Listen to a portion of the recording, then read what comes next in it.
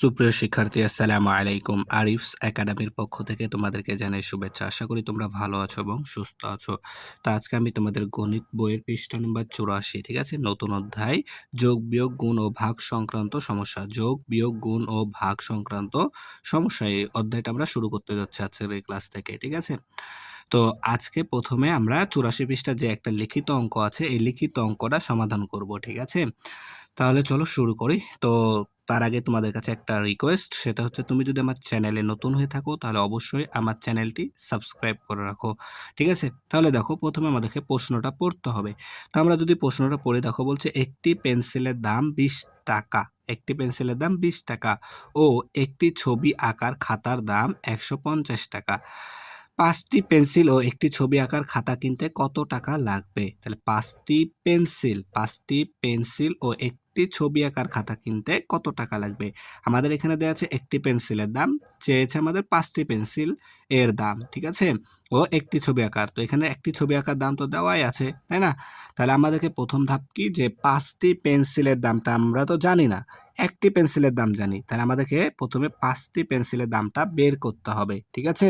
তাহলে এখানে আমাদের একটি পেন্সিলের দাম দেওয়া আছে 20 টাকা, তাই না? তাহলে 5টি পেন্সিলের দাম বের করি আগে। তাহলে লিখতে হবে যে কি, একটি পেন্সিলের দাম, একটি পেন্সিলের দাম 20 টাকা। একটি পেন্সিলের দাম কয় টাকা? 20 টাকা। তাহলে আমাদের বের করতে হবে কয়টি পেন্সিলের? 5টি পেন্সিলের। অতএব 5টি পেন্সিলের দাম। তাহলে দেখো, একটি পেন্সিলের দাম 20 টাকা হলে 5টি পেন্সিলের দাম আরো বেশি হবে, আর বেশি হলে আমাদেরকে কি করতে হবে? গুণ করতে হবে।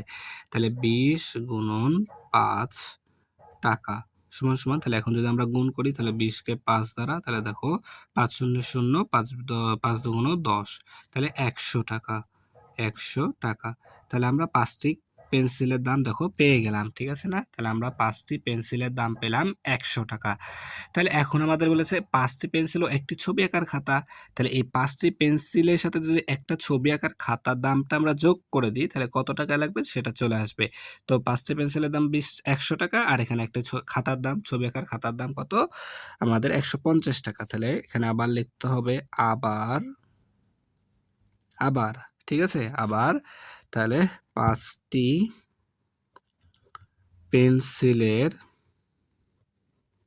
পেন্সিলের দাম, 5টি পেন্সিলের দাম আমাদের হচ্ছে 100 টাকা।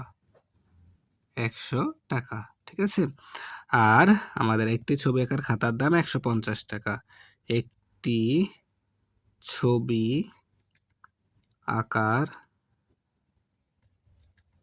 খাতার দাম কত টাকা? 150 টাকা। 150 টাকা, ঠিক আছে? তাহলে দুইটা আমাদেরকে কি করতে হবে? যোগ করতে হবে, তাই না? তাই আমরা এখানে যোগ চিহ্ন দিয়ে দেব। তাহলে 0 আর 0 যোগ করলে 0, 5 আর 0 যোগ করলে 5, 1 আর 1 যোগ করলে 2, তাহলে 250 টাকা। 250 টাকা, ঠিক আছে? তাহলে আমাদের 250 টাকা লাগবে 5টি পেন্সিল আর হচ্ছে একটি ছবি আঁকার খাতা কিনতে। তাহলে আমরা এখানে লিখে দেব এখন কি, যে 5টি পেন্সিল ও একটি খাতার দাম,